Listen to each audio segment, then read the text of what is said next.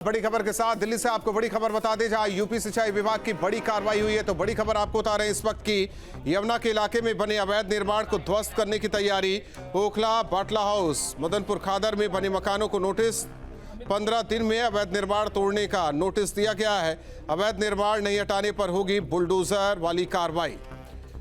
तो यूपी सिंचाई विभाग की दिल्ली में कार्रवाई, यमुना के इलाके में बने अवैध निर्माण को ध्वस्त करने की तैयारी। दरअसल यूपी सिंचाई विभाग की ये जमीन जिस पर अवैध निर्माण हो रखा है, जिसे लेकर नोटिस जारी किया गया है। 15 दिन का नोटिस थमाया गया है अवैध निर्माण को तोड़ने को लेकर। अगर 15 दिन में अवैध निर्माण खुद अतिक्रमणकारी नहीं तोड़ते तो उसके बाद बुलडोजर वाली कार्रवाई होगी।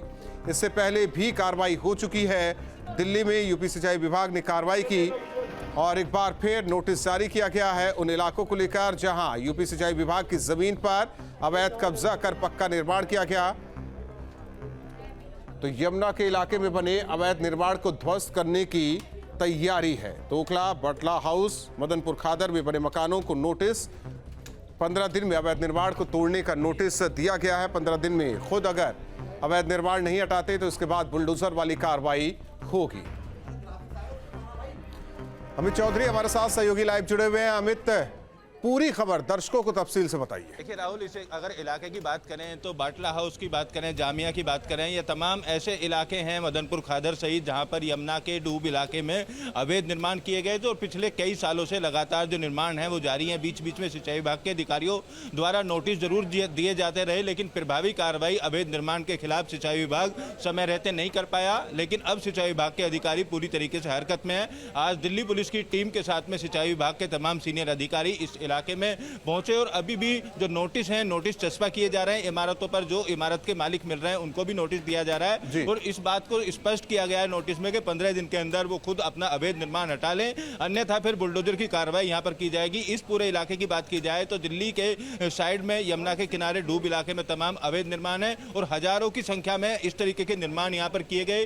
कई बड़े शॉपिंग कॉम्प्लेक्स बनाए गए, कई तरीके के कॉमर्शियल मार्केट भी यहां पर बनाई गई है और मकानों तो अनगिनत यहां पर बनाए गए हैं।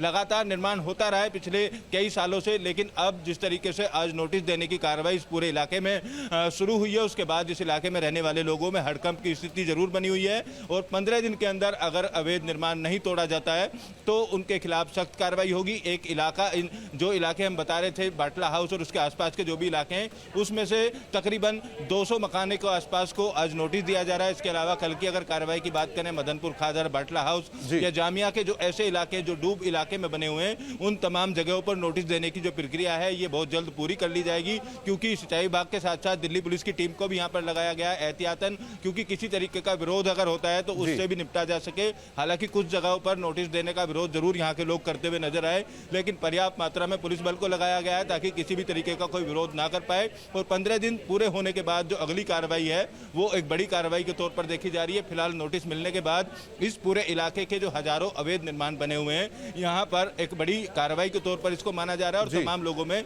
इसको लेकर हड़कंप भी है। कई लोग इस बात की भी दलील देते हुए नजर आए कि उन्होंने दूसरे से प्लॉट खरीदा है, रजिस्ट्री यहाँ पर की गई है, उसके बाद ये निर्माण कराया गया है, तो समय रहते विभाग के जो अधिकारी है वो यहाँ पर क्यों नहीं पहुंचे। लेकिन फिलहाल सिंचाई विभाग किसी की भी कोई बात सुनने के लिए तैयार नहीं है और साफ तौर पर स्पष्ट कर दिया गया है कि उत्तर प्रदेश की जमीन है, इसको कब्जा मुक्त करना होगा, जिसके लिए आज नोटिस देने की कार्रवाई शुरू कर दी गई है। राहुल, अमित, लेकिन सवाल दरअसल देखिए, संवेदनशील इलाका है। पिछले दिनों हमने देखा था जिस तरीके से रोहिंग्या बसे हुए थे, यूपी सिंचाई विभाग की जमीन थी, बुलडोजर वाली कार्रवाई हुई। हालांकि सियासत एक तरफ, लेकिन दूसरी ओर संवेदनशील इलाका ये, तो ऐसे में पूरी तैयारी के साथ सिंचाई विभाग अतिक्रमण मुक्त अपनी जमीन कराएगा।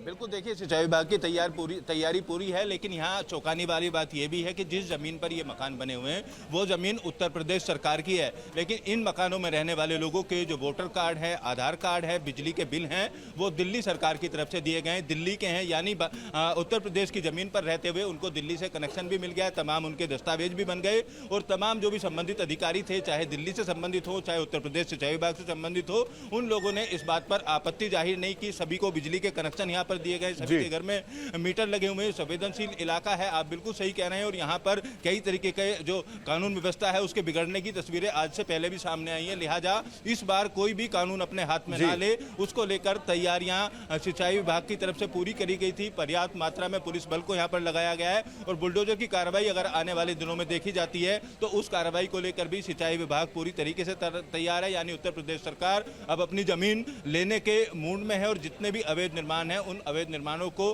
तोड़ा जाएगा अगर इन बिल्डिंगों में रहने वाले लोग खुद से उस निर्माण को नहीं तोड़ते हैं। लेकिन जिस तरीके की दलील आज देखने को मिली तमाम इस इलाके में रहने वाले लोगों की, तो उनकी मंशा से ये बात तो स्पष्ट शुरुआती तौर पर हो जाती है कि वो अपने आप से इन मकानों को नहीं तोड़ेंगे। लिहाजा अब जो 15 दिन का समय बीतेगा, 15 दिन का समय बीतने के बाद किस तरीके की यानी कि अमित आज से 15 दिन बाद बुलडोजर वाली यहाँ कार्रवाई होती हुई दिखाई देगी। बहुत बहुत धन्यवाद अमित इस जानकारी और बातचीत के लिए। तो कई इलाका ऐसे यूपी सिंचाई विभाग की जमीन जहां पर अवैध निर्माण किया गया है जिस पर कार्रवाई होगी, 15 दिन का नोटिस थमाया